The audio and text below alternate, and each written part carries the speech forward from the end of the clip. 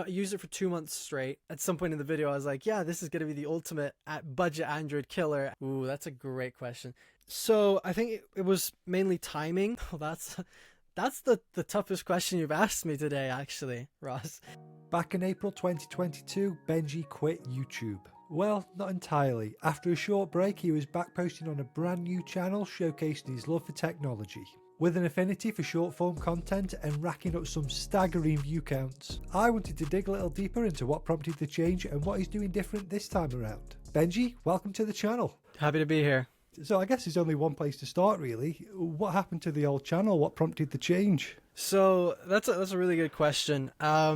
This was back. Well, it's been like over a year now, year and a half. I don't know if you've heard of Viper, the man about tech. He's pretty popular in the tech community that we're all in. Basically, he started experimenting because his current channel wasn't doing too well, and so he decided to create a new channel to see if that would kind of work, and he had good results. And so with my channel, like, I'd been very inconsistent. I even left for 2 years to serve a volunteer mission for my church where I wasn't able to upload any videos during that time. So when I got back and I started making videos again, they were not doing as well as I wanted to. Like, my last channel, I hit like, I think it was like 5.5k subscribers, which was pretty decent. I was getting a good amount of views, but then I left, and when I came back, it wasn't the same. So I saw that it was successful for Viper, so I was like, you know what? Let's give it a try. Let's start a new channel. So I started a new one, and I'm mainly focusing on short form content as well now, because it's easier to create, and also it gains more traction, and it gives me more time to work on the longer form stuff as well and make them a lot better. But hopefully that answers the question. Yeah, what was the old channel about? Well, it was basically the same content. It was just maybe like the new content that I've been making is a little bit more organized and scripted. Like before was mostly like off the cuff kind of stuff. Like I wrote a bunch of notes and then I just go off of that. And I think I've just been more focused and more consistent with this new channel, which has been pretty good so far. So now the new channel, we've got the new Benjy Tech. How would you describe that channel to someone that hasn't seen it before? Well, my goal with the channel and everybody who watches the videos is to help people unlock the full potential of their tech, because I love tech. I love sharing different tips and tricks that I've learned. I've liked talking about the latest products as well, kind of comparing them to some of the older ones. And yeah, like the main mission, the main goal, if somebody doesn't know what I do, is I help you understand more about the tech that you love and unleash its full potential, because I think that's something that a lot more people can use in their lives. Yeah, all your tech has got a lot of things it can do now compared to what it used to be able to do. So being able to use all aspects of it to get your money's worth as well. So were you nervous about starting from scratch, and did you have like a plan set in place for the new channel? I mean, I just wanted to like have more of a purpose with the content, because also with the last channel I changed kind of like niches within the tech niche quite a lot. Like I did jailbreaking videos for a while, basically like doing different tweaks on your iPhone, that kind of stuff, and that's where I gained most of my subscribers, and it just wasn't very consistent. Like I was making videos about Android, sometimes I was making different videos about accessories, cases as well, but now it's like more focused on things that people actually care about, like even being a bit more opinionated with the videos, just trying a little bit of a different approach. I wouldn't say I was nervous. Like of course it was kind of like unexpected. Like I've got this channel, it's got 5,000 subscribers, which for a lot of smaller creators is quite a lot. I was even monetized on that channel. But then I was like, you know what? Let's give this a go. Let's try something new, start something fresh, with a new perspective on things. And so far, it's been working really well, and I don't really regret doing it. It just gave me a little bit more of a new spark to the content, since it was a new channel and I had to build it from the ground up. It was pretty interesting as well. Yeah, I've done something similar in the past, and I think the way I would describe it is it feels quite freeing. Like you've got a whole new opportunity that you can just run at. But I can see there's a lot of Apple videos on there. Was that a conscious decision to niche down to Apple, or Yeah, Why it Apple? 100% was because so I've tried doing Android videos in the past. Like I don't hate Android. I just prefer iOS because like the whole ecosystem. Like I have a MacBook, an iPad, an Apple Watch. I'm just kind of like tied in. I know you do mostly Pixel content, which I think is really good as well. Like I think it's cool to see these like very niche channels that create content on one specific type of brand. And I think like Apple videos, they perform way better than Android videos. Even like when I switched to the Pixel 6 Pro last year, or no, I wasn't last year. It was like earlier this year. That was interesting. It was cool to see like the Pixel. I made a couple of videos about it, but they didn't perform as well as the Apple ones. And so like my main focus is with the Apple content because there's more, I guess there's more people looking for it. And every now and then I dabble in Android stuff as well. I kind of sometimes play the Android hater part with some of the comments that I make in my videos. Yeah. That like really trigger. Yeah, that like really triggers people. Like I did a short on the new iPhone SE that's supposed to come out, and I said at some point in the video I was like, yeah, this is gonna be the ultimate at budget Android killer, and people hated that. They were like going hard in the comments. They're like, what are you saying? Android is so much better. Android has 200 megapixel cameras. iPhone's got 48. Like, it's nothing special. But it's just kind of like trying to get engagement. It's a lot easier, I think, on Apple videos, especially if you kind of play the persona of kind of an Android hater. But like as I said, like I don't hate Android. I just sometimes play the part just to get the engagement because it helps the videos perform better, I think. Yeah, I think it's much harder now to be like a general tech channel, isn't it? And YouTube's really rewarding channels that are niching down, whether you're picking iOS or Android. I think staying within the niche is the YouTube channels just seem to be flying. Like I've noticed a couple now that are like niching down to a niche within a niche and really like getting a kick and doing really well. Exactly. Yeah, like there's like I think a great example of that. I don't know if you know Technically T. He's really niche down over the years. Like he used to do pretty broad general like content, but now he does mostly iPhone accessories. Like he's tried to do Android accessories before, but like it's a really niche channel. Like you don't really see many channels out there that just live off making case videos, and that's his channel. So yeah, I completely agree. I think YouTube really rewards those content creators that really niche down because it's easier to grow in like a smaller pool with more fish than in a bigger pool with like tons more. Yeah, and he's got the Technically Red case now as well, hasn't he? So it must be doing well. Yeah, exactly. He's partnered with some brands as well, which is really good. I see you've done some long form content videos already. Are you planning on doing more of them, or is it sort of, is this how it fits into your plan with a lot of short and just a few long form? So like the whole purpose with the short form I mainly use to like attract people to the channel and stuff. I don't know if you know, like I mostly do content on TikTok. In fact, I've got pretty large following over there, and so I just repost the shorts, the TikToks on the shorts feed. But I want to do more long form content. In fact, over the past couple months, I've been focusing a lot more on the long form content, just because like, yes, short form is great, I think, to gain subscribers and gain momentum and stuff, but then the long form is there for people to like stay and to build a community. And so like the goal now is to keep doing the short form, but on like a much larger scale.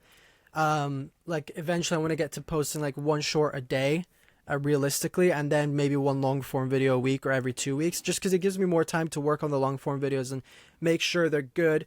Like they're constructed well, the retention is better as well, because that's something that I've really been working on recently, kind of like trying different retention tactics to keep people watching the videos for longer, because that's, I think, the biggest challenge with long form is just getting somebody to watch your video is quite easy. It's just getting them to stay for the whole video, to tell YouTube that the video is good, to then push it out to more people. So that's kind of like what I'm trying to figure out at this stage. It's like kind of like what works and what doesn't in terms of that. Yeah, are you far from that plan now? Because you're getting a lot of shorts up, and I can see you've done one video a week for the past at least 4 weeks. So you must be pretty close to that now. Yeah. Like I've got, I'm currently working on another long form video, which I'll post next week. Like I think this week I posted 2. It's just because like now I'm getting into a little bit more of a rhythm, and I've got a bit more time as well. Because I did a summer job where I made some decent money, so now I can focus on like creating the content that I want to do, and hopefully make that into a pretty decent revenue stream. So yeah, it's been a little bit more consistent. I just need to be a little bit better at planning kind of like what I do on the day to day, because sometimes it's just kind of like random. I don't really have a specific upload schedule right now. But yeah, it's starting to get there. I just need to keep at it and keep working on it. Yeah, making a schedule is the easy part. Keeping to it is that's where it's tricky. Yeah. 100%. So I just wanted to ask, you've got two videos which sort of stood out to me, which are the iPhone 12 Pro in 2024 and the 13 Mini in 2024. Are you planning on doing any more content like that? Because I've done quite a lot of research into that kind of content, and I think it's massively underserved. Is that sort of what you noticed as well? Oh, yeah. Yeah, 100%. Like the reason I did these two videos in particular, so back when I had my old channel, what some of the most viewed videos were, I did one on the iPhone 5C, which got like 15. Oh, that wasn't supposed to happen. It's got like 15. It got 15,000 views within a couple of weeks, which was crazy to me at the time, because I was like 15 and I had no idea what I was doing. I was just posting content. It's like, I've got an iPhone 5C. Let's see if it's worth it in this year. So I think, yeah, I want to do more of that content just because, yeah, it's completely underserved. Like, I think you're a great example of this as well. Like, I saw some of the videos you make with revisiting older Pixel devices. Like, I think there's a lot of people, there's a huge market for used devices, and people want to know like which one is the best one to get. So since I had my parents, they upgraded to iPhone 15, so I got their two phones, and before I sold them, I kind of like played around with them a little bit. The 13 Mini I did actually use like a year ago, before upgrading to the 14 Pro, so I kind of knew a little bit more about that one. And so yeah, it really is a good thing to do, like revisiting these older devices, and it's definitely something I want to do a little bit more, since those two videos did perform pretty well, and they're still like every day they're gaining views. I've changed the title and the thumbnail a couple of times as well, which I think has helped. But yeah, definitely gonna be focusing on those kind of videos a little bit more in the future. Yeah, last week I spoke to Damien from Android Authority, used to be at 9 to 5 Google. And he's really keen on those kind of videos, because I think he's got one from like the Samsung S6, which is on like 170,000 views, something like that. And he's quite right with what he said, that like I think the bigger tech creators are so far removed from the average person. Like no one else is getting a new phone every couple of weeks. So I think that would fall into more of entertainment content these days, wouldn't it? Where these old look backs are kind of more practical videos that people might need for years and years to come, especially since we're like nearing the holiday season now. Like parents are looking for a new phone for their child and things like that, and sometimes they don't want to go and buy the latest and greatest because it's expensive, and maybe their child doesn't want an Android phone that's like $200 or £200.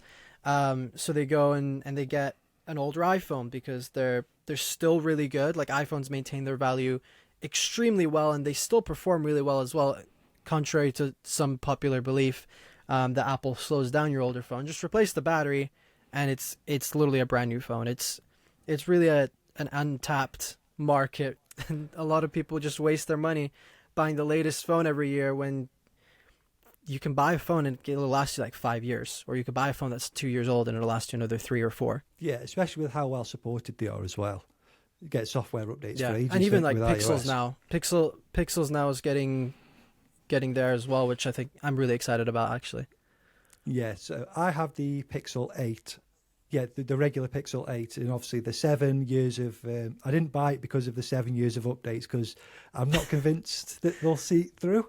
But it'll be interesting to see if they do knowing keep Google. it. Yeah. So you've already alluded to it a little bit. So what platforms are you currently posting on? So my main, like the main platform I'm posting on is TikTok, and then of course there's YouTube, which is kind of becoming more of a main thing. It used to be just exclusively YouTube, but since I've been doing short form content, I've been doing a lot on TikTok. But also I've been posting the same videos on Instagram. They've just not been performing well.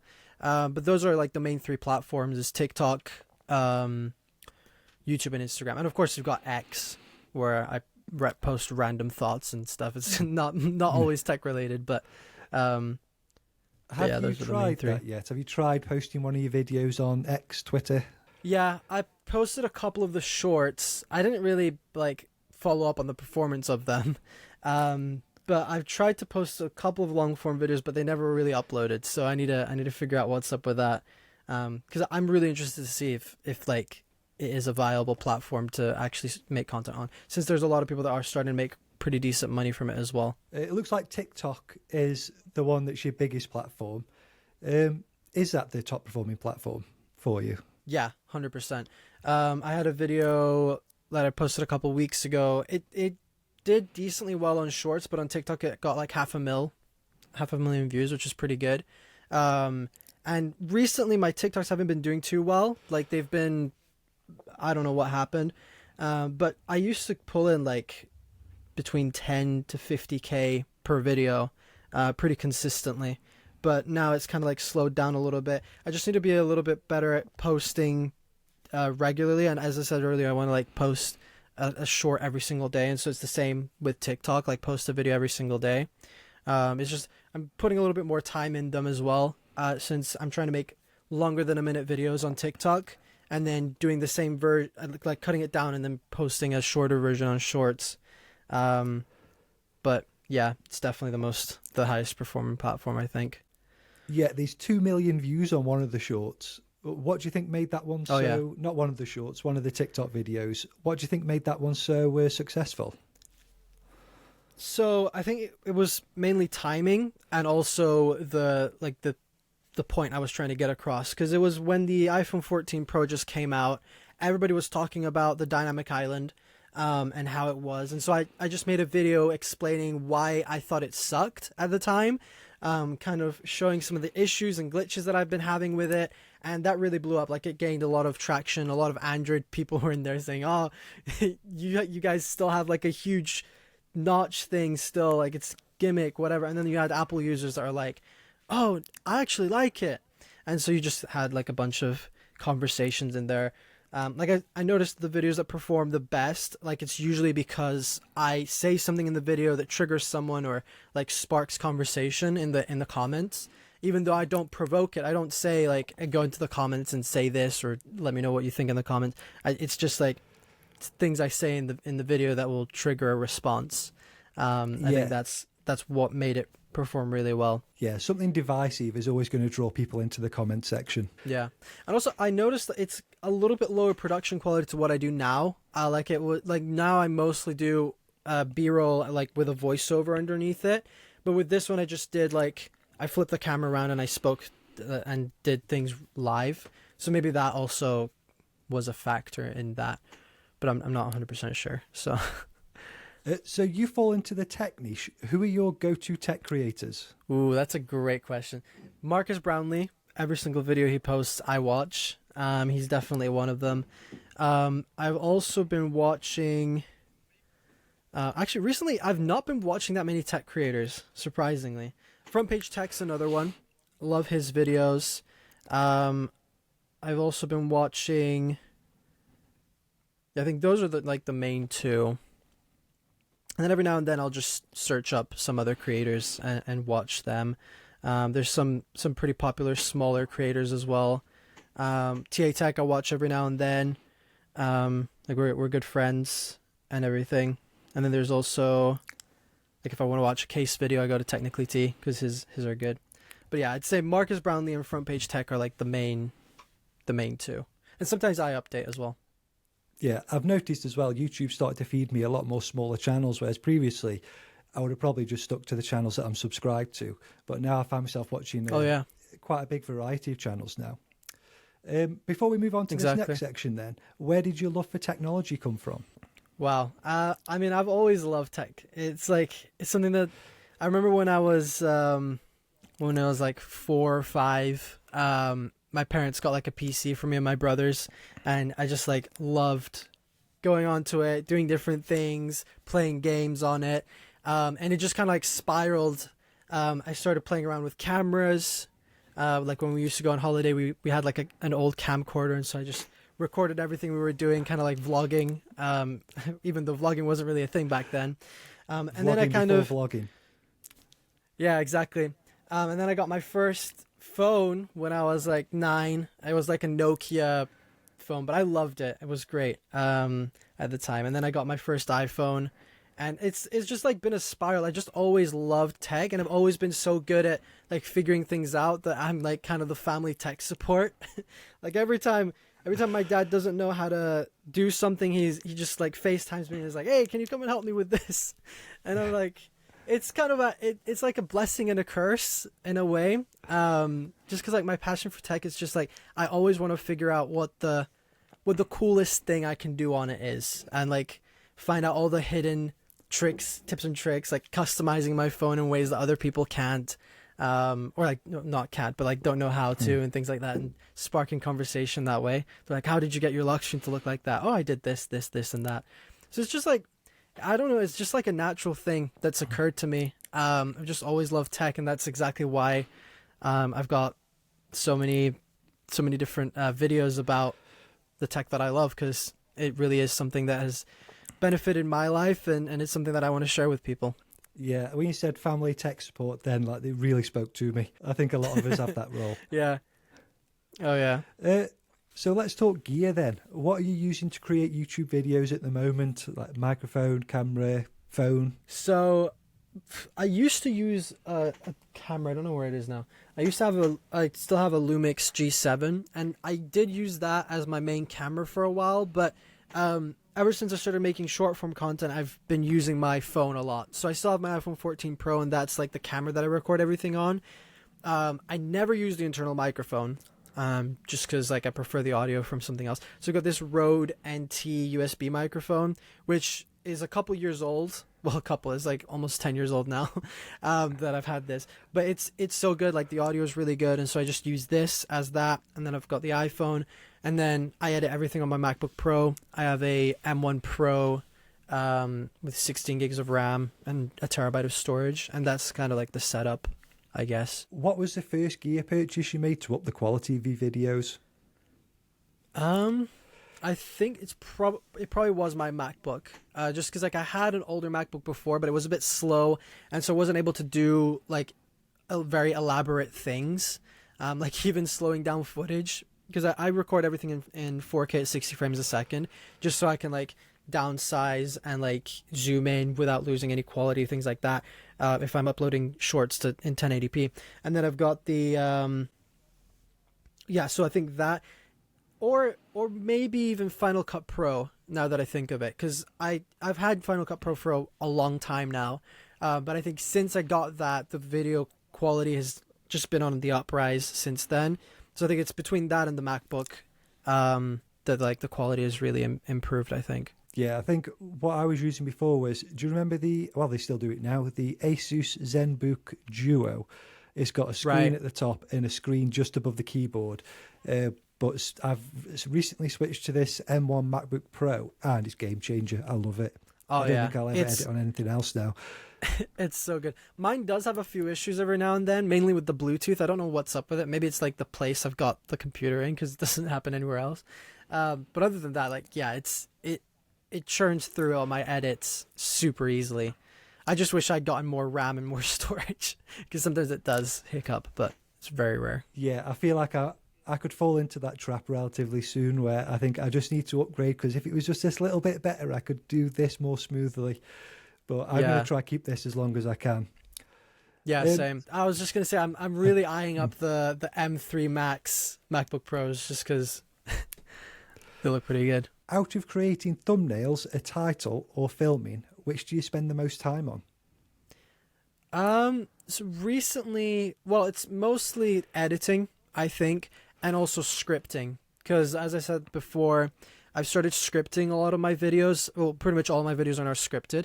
I do go off script every now and then, and sometimes it doesn't really seem like I'm using a script, but I am. I like research the video, write it down, and then do that. So I think probably more than editing, sometimes it is just the planning, because sometimes it'll take me a couple of days to plan a video, and then I'll record it, I'll record all the B-roll. Sometimes I'll record the B-roll after I've done the first cut. But then yeah, it's mostly in the editing room. Sometimes I can spend a couple hours, sometimes a couple days on one video just to make sure it's like good and precise and everything. Yeah, you can get lost in the edit. Yeah, exactly. Especially when it comes to looking for music. That's my worst nightmare. I love music in my videos, but sometimes I just hate finding the right, like, I use upbeat music and I'm on there for like 3 hours and I'm like, oh, none of these tracks would work for this particular clip. And then you finally find something and you're like, okay, or you just settle for less, which sucks sometimes. But yeah, I use a lot of the free music, like Stream Beats by Harris Howard, that kind of stuff. Right. And I would love it if even if it was like a community thing where they would go through and just categorize it better. Like Epidemic Sounds have got like feeling categories or stuff like that. So if you after a certain Epidemic feeling, Sound is so you can good. go and find it. Yeah, upbeat music, the one I'm using now, it has like they've tied it with ChatGPT somehow where you can literally say like footage of like epic footage of iPhone, and then it'll build you a playlist that could kind of work, and then it gives you like 20 songs that you can listen through, and sometimes it does get it pretty spot on, like right in the scene or like the mood that you're looking for, and it'll do it, which I think is really good. I think Epidemic Sound probably has something similar to that, but I think it would be good to have like a platform where it kind of like brings all the music that's been the royalty free music that's been posted on YouTube and kind of like categorize it. I think that would be really, really cool actually. So how often do you check YouTube Studio? Oh, like on my phone or my computer? Either. I mean, I check this thing multiple times a day, just to see like the performance, and also I've been really getting into like the nitty gritty with the like retention and stuff, like trying to figure out why somebody clicks off of the video. But let me actually tell you like the screen time for the thing, because yeah, I'm on there like responding to comments all the time as well. Like in the past. I think in the past week, I've probably been on it for 52 minutes in a week. Yeah, because I'm just constantly like going on it multiple times a day to check how the latest video is performing, sometimes going into the analytics, responding to comments as well, because I'm constantly getting them. So, yeah, I spend a lot of time in it. Probably more than I should. Yeah, that's how I feel. I feel like I spend way too much time in there. And when I speak to people and they're just like, no, I barely go into it. I was like, I wish I could be like that. I just upload the video and hope it goes well. Yeah, I just upload a video and hope it goes well. Okay. I mean, there's different ways of doing it. But I think I do spend more time in TikTok looking at the analytics in TikTok, though, sometimes. It's just kind of like slightly off topic to what you asked, especially responding to comments, because I get a lot of like debates going on in the comments, and so sometimes I just chip in and say, oh yeah, no, you're wrong because of this. It's pretty fun. Yeah, stir it up a little bit and then leave them. Yeah, exactly. And 10 comments later, they're still there. So question 3, if you had to start again but pick a different niche, what niche would it be and what kind of videos would you make? That's a really good question. I mean, I really like challenge videos or kind of like exploration video. I don't know how to describe it. I don't know if you're familiar with Ryan Trahan or like Airrack, or even Mr. Beast, those kind of people. Like if I had to start again, I probably would do kind of videos. Like I really wanted to do this video for a while of like comparing a 1-star McDonald's to a 5-star McDonald's, that kind of stuff. Like videos where you're like comparing that kind of stuff, but also answering questions that nobody really asks. I think that'd be a pretty fun niche to get into. Yeah, I think the Ryan Trahan one where he made the ecosystem, that's probably the best video I've watched this year. That was pretty cool. Yeah, I remember that one. Have you ever been recognised for the work that you've done on TikTok or other platforms? I remember when I can't remember which video it was, but I made a video once and it got featured on The Sun somehow. I just got sent this link by this not random person, but somebody that I hadn't spoken to in a long time. He's like, oh, I was just like doing this research, I found this, and I'm like, oh, that's one of my videos. And I think it might have been the one that got 2 million views on TikTok. And it was just like a whole article about the Dynamic Island or something. It's like, oh yeah, Ben Obi Tech, this like content creator with X amount of followers on TikTok, shared this opinion. This is what we think about it. And that, I think, was like a time that I really was like, wow, I have a lot more influence than I thought. Like my content reaches a lot more people than I think. So that was pretty cool. If that was me, I would have found the article and just shared it to everyone that I know. Yeah, I shared it on Twitter, and I think and we have a small family group chat. I think I shared it in there as well, and with a couple of other people. I was like, oh, I was kind of featured in The Sun. It was pretty cool. How long ago was it when you uploaded your first video? First tech video, or like first video on YouTube? First video that goes out publicly, whether it's TikTok, Instagram, or YouTube. Wow, it was a long time ago. I was 9 when I posted my first video, and I remember what it was. It was like a car. I called it my first Cars movie, and it was literally like the Pixar animation film Cars, right? I used to be obsessed with them when I was younger. And so I kind of started watching YouTube when I was about 8 or 9. And I started watching some YouTubers. They were like a little bit older than me. They were probably like in their teens. And they were like making videos of like the cars and stuff like that. And so I was like, oh, this looks really cool. And my parents, they started making videos as well on like some health related topics. And so we had a camera. We started doing YouTube as a family. And then I was like, you know what? I want to try this. So I brought out the camcorder, like recorded myself playing with the cars, and then just posted the video. And since then, I've just like, it's just been a snowball effect, and I've just loved creating videos. But yeah, that was the first video I ever posted. What advice would Benjy today give to Benjy, 9-year-old Benjy, in terms of posting videos? I think do more research on the content. Make sure that like what you're posting is accurate, because I've had times where I posted a video and I had to delete it because I said some wrong information because I didn't do my research. I think that, but also I think just like keep going, don't give up. Like there have been times where I've like stopped making content for months or like weeks. So I think just going back, telling myself to be consistent, find something I like creating content on and just sticking to that niche as well. And just have fun in the process as well. Like don't get too depressed after you post a video that gets 5 views and you're expecting it to get 100. Just keep going, keep creating content, and learn from as many people as you can as well, and network with other creators, I think, as well. Yeah, I think that's the biggest thing for me. I think I need to network a bit better as well. Yeah. But on to the next one then. So why did you start a YouTube channel? I mean, I think, as I said before, like I've always had a passion for creating videos, like since I was young, of like telling the camera what I was doing at that moment in time. And so like when I was old enough to have my own YouTube channel, I was like 13, and like on my birthday I was like, I'm creating a channel. The next day I posted my first video, and it just spiraled from there. I just always had a passion to talk to a camera and like share my thoughts and opinions on different things, showing people the things that I loved. Because I started making videos not just like with the cars thing, but then I pivoted into Lego stop motions, and I've just always loved sharing what I enjoy with people, because like I've never really been that much of a social person as well. Like I do have friends that I hang out with every now and then, but it was mostly just like my camera was my best friend growing up, in a way. That sounds a bit sad, but sometimes it was just that. Like I didn't want to go out with friends and party and stuff like that. I just wanted to stay home and make YouTube videos and just share with people who actually care about the things that I care about.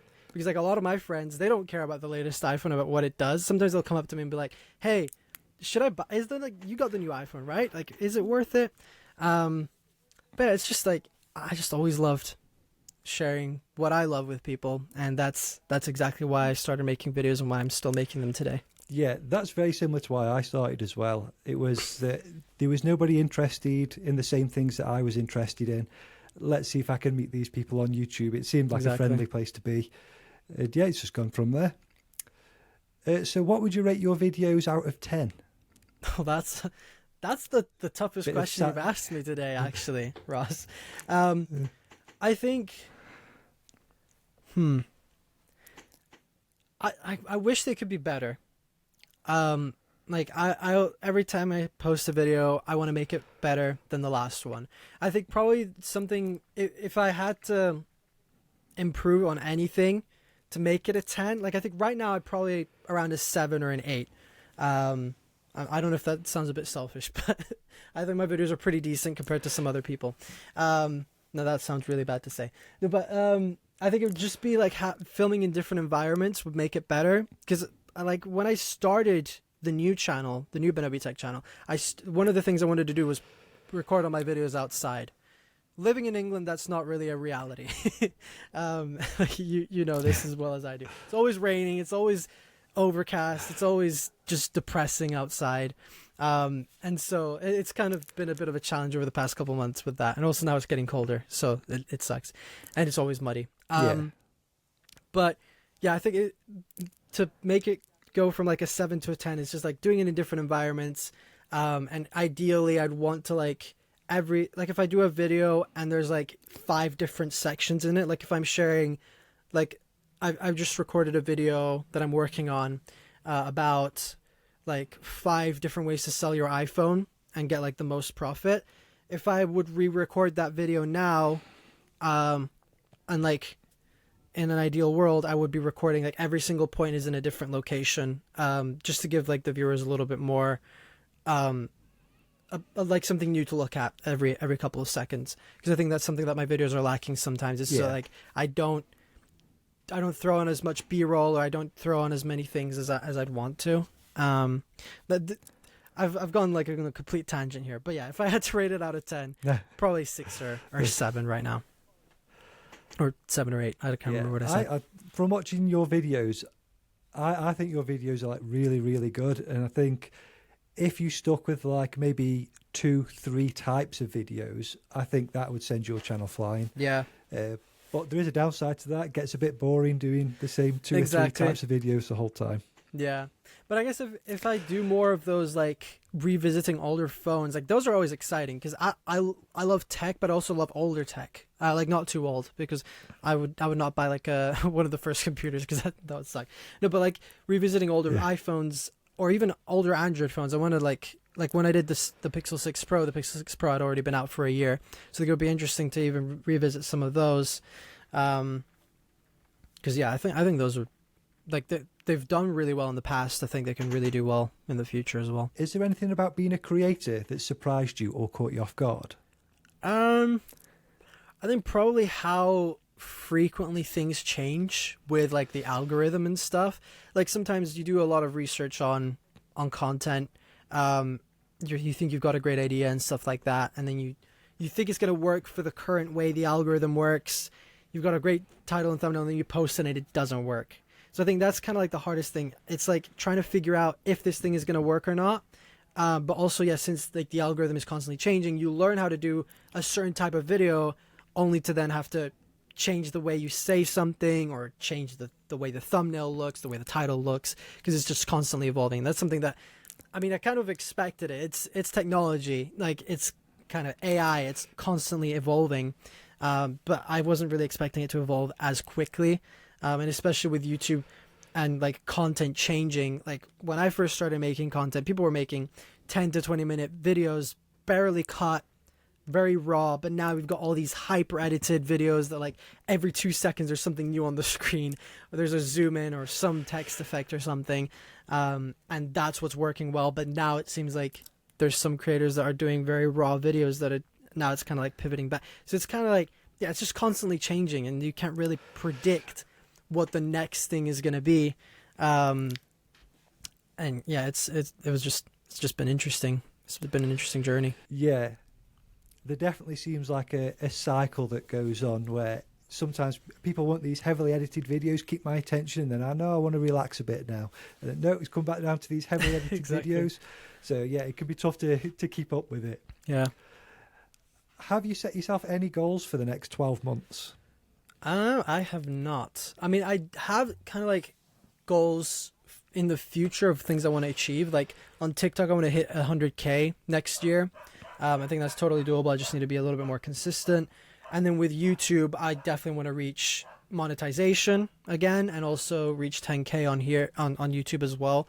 because I think YouTube, like TikTok is great to start and like gain followers and stuff, but then it's wanting to convert them to YouTube that I think is kind of like the challenging part. I just need to put a little bit more effort into it, to be honest. Yeah, I think goals is just keep being consistent, have like a proper upload schedule. That's definitely another goal I have for next year for sure. Well, Benjy, that was the last question. Like, I can't tell you how, like, I really appreciate you coming on and doing this with us. If people wanted to find you, where can they find you? Well, I'm Benobby Tech on pretty much everywhere, apart from X, where I'm Benobby 2000. And then on YouTube, for some reason, YouTube doesn't want to give me the Benobby Tech handle, even though I should have it, because their channel exists. It's Benobby Tech YT. But I'm sure you'll put them in the description as well, right? Pop everything down in the description in the pinned comment. Is there anyone else from the UK or Ireland that you'd like to see to come on? From the UK and Ireland, let me think. I think Michael, what's his name? What's his thing? Michael's Tech Talk. I think he'd be pretty fun to have. He's from Northern Ireland. I'm not sure if you've had him on before. He emailed me last night actually, so that could be doable. Yeah, I think he's a really fun guy. Like I've been on a couple of streams with TA Tech where he's been on. I think he'd have a pretty interesting story to tell you. No, that's great then. Again, thank you very much. I think we'll call it there. Awesome, thank you. If you enjoyed this video, then you'll definitely like the one on screen now. I'll see you over there.